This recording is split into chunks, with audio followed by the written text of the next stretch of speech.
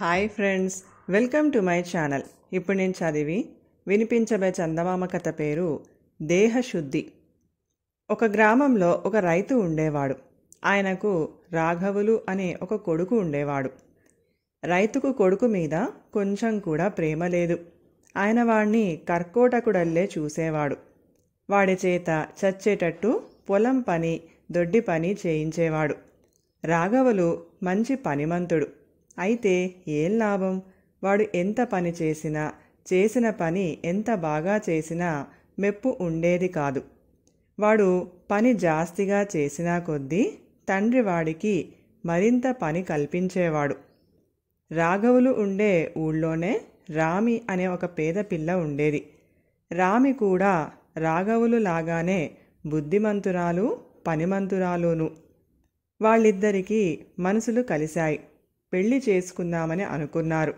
పెళ్లికి రామి తండ్రి ఒప్పుకున్నాడు. రాఘవులు తన తండ్రికి తన ఉద్దేశం తెలిపాడు.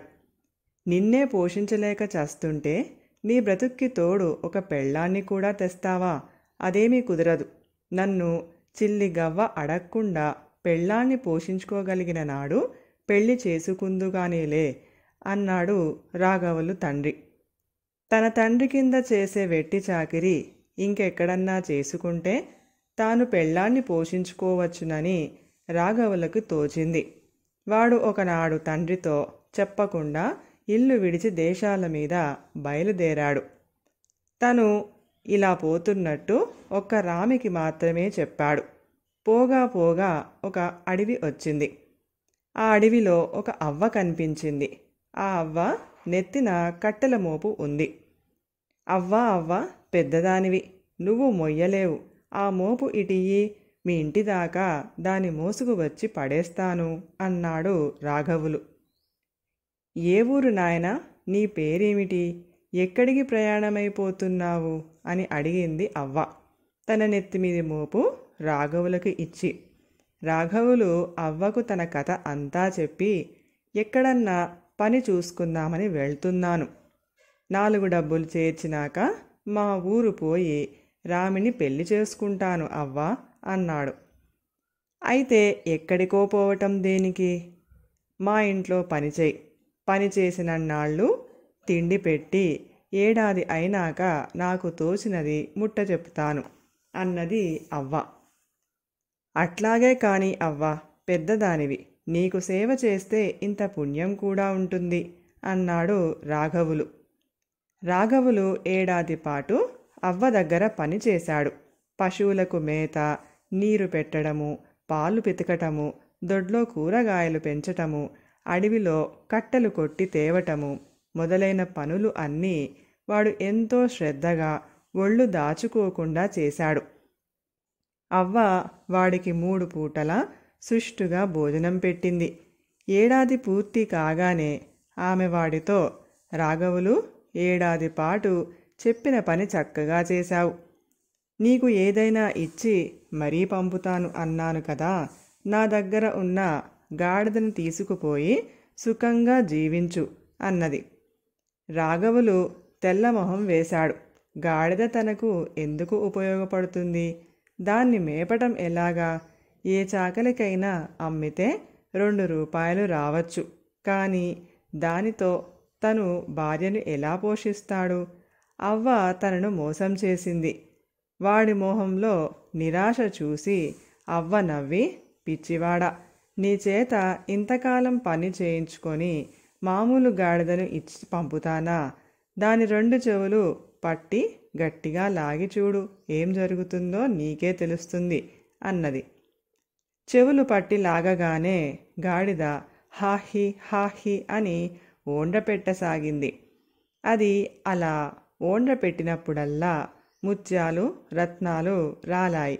వాటిని చూసి రాఘవులు పరమానంద భరితుడై అవ్వకు నమస్కారం చేసి ఆ గాడిదనే ఎక్కి తన స్వగ్రామానికి బయలుదేరాడు. వాడు ఒక ఊరు చేరేసరికి పొద్దుగూకింది. వాడు తిన్నగా పేదరాశి పెద్దమ్మ ఇంటికి వెళ్ళి, పెద్దమ్మ, నాకు ఈ రాత్రికి భోజనం పెట్టి ఇక్కడే పడుకోనిస్తే రేపు తెల్లవారగానే లేచి నా దారిన నేను పోతాను అన్నాడు. పెద్దమ్మ కొడుకు రాఘవులు గాడిదను తీసుకుపోయి ఇంటి బయట కొబ్బరి చెట్టుకు కట్టేశాడు. రాఘవులు భోజనం చేసి పడుకోబోతూ ఉండగా పేదరాశి పెద్దమ్మ, నాయనా, నువ్వు మళ్ళీ చీకటితోనే బయలుదేరుతావో ఏమో, నాకు ఇవ్వవలసిన వరహ ఇప్పుడే ఇచ్చేస్తావా అని అడిగింది.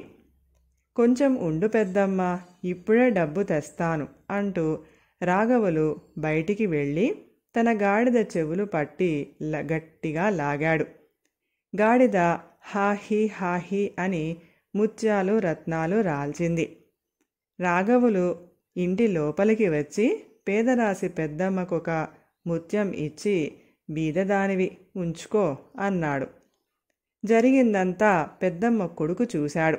రాఘవులు నిద్రపోయినాక వాడు లేచి వెళ్ళి కొబ్బరి చెట్టుకు కట్టిన గాడిదను విప్పి దూరాన కనపడకుండా కట్టేసి మరొక గాడిదను తెచ్చి కొబ్బరి చెట్టుకు కట్టేశాడు.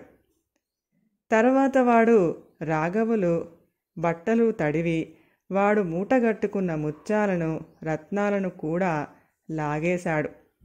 రాఘవులు తెల్లవారుజామునే లేచి కొబ్బరి చెట్టుకు కట్టి ఉన్న గాడిదను ఎక్కి ఇంటికి వెళ్ళిపోయాడు.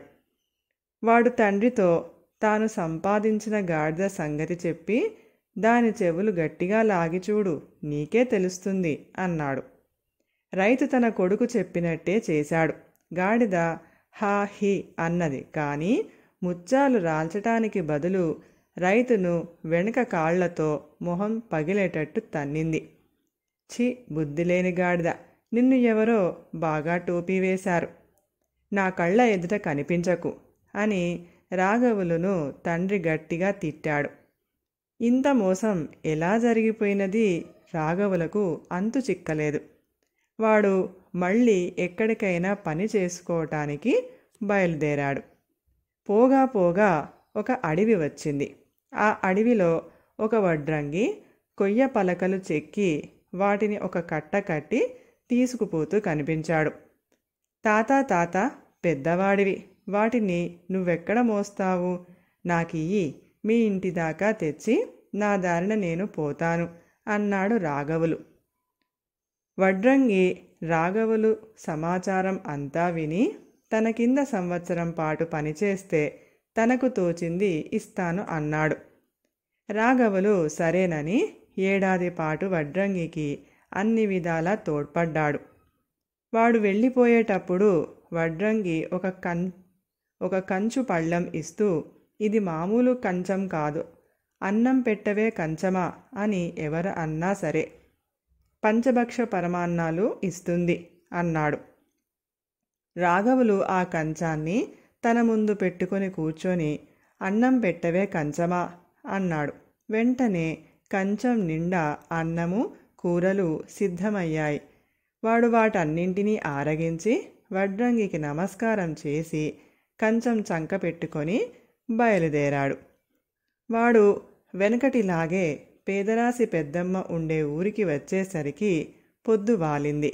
వాడు పేదరాశి పెద్దమ్మ ఇంటికి వెళ్ళి పెద్దమ్మతో, ఈ రాత్రికి ఇక్కడ పడుకొని రేపు తెల్లవారగానే నా దారిన నేను పోతాను పెద్దమ్మ అన్నాడు.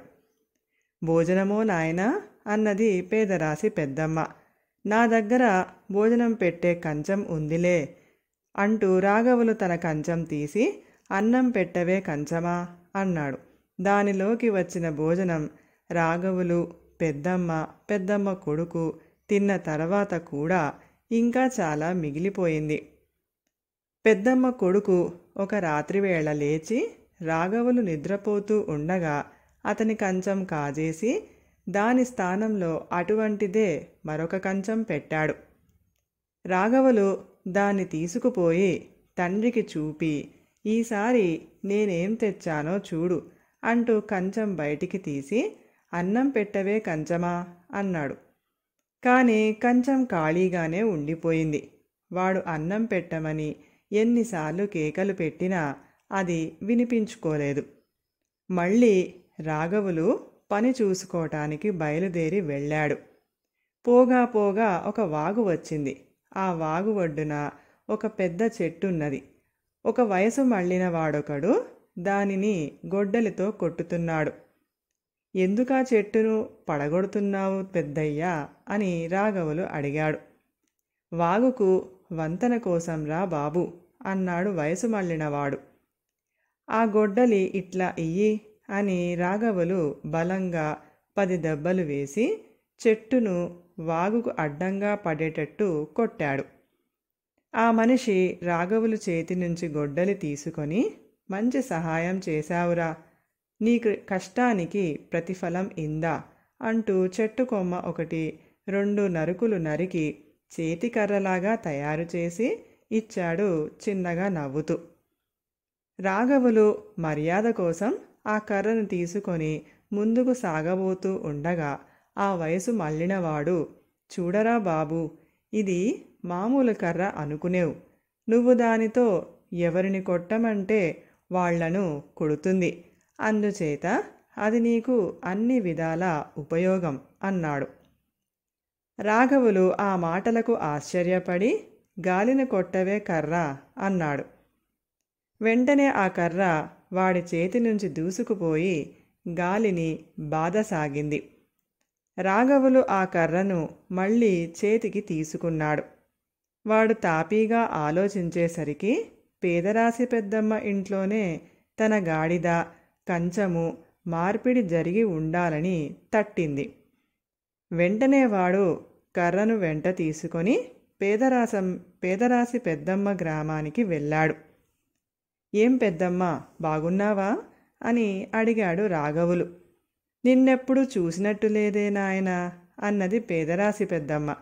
అవును, మనం ఈ అబ్బాయిని ఎప్పుడూ చూడలేదు అన్నాడు పెద్దమ్మ కొడుకు అమాయకంగా. నా గాడిదను, కంచాన్ని మీరు దొంగలించారు, ఇప్పుడైనా జ్ఞాపకం వచ్చానా అన్నాడు రాఘవులు. మేము నీ సొత్తేమీ కాజేయలేదే అన్నాడు పెద్దమ్మ కొడుకు.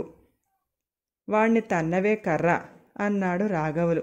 వెంటనే వాడి చేతి కర్ర గాలిలో ఎగురుతూ వచ్చి పెద్దమ్మ కొడుకును గట్టిగా దేహశుద్ధి చేసింది. క్షమించు నాయనా, నేరక బుద్ధి గడ్డి తిని నీ సొత్తు కాజేశాం, నీ వస్తువులు నువ్వు పట్టుకుపో, నా కొడుకును కాపాడు అని పేదరాశి పెద్దమ్మ మొరపెట్టిన మీదట రాఘవులు రావే కర్ర అన్నాడు. తర్వాత రాఘవులు తన గాడిద మీద ఎక్కి తన కంచాన్ని, కర్రను వెంటబెట్టుకొని స్వగ్రామం చేరి రామిని పెళ్లాడి ఏ లోటు లేకుండా చాలా కాలం సుఖంగా జీవించాడు. కథ సమాప్తం. ఈ కథ కనుక మీకు నచ్చినట్లయితే ప్లీజ్ లైక్ చేయండి, షేర్ చేయండి. మరిన్ని మంచి మంచి కథల కోసం మా ఛానల్ని సబ్స్క్రైబ్ చేసుకోండి. Thank you.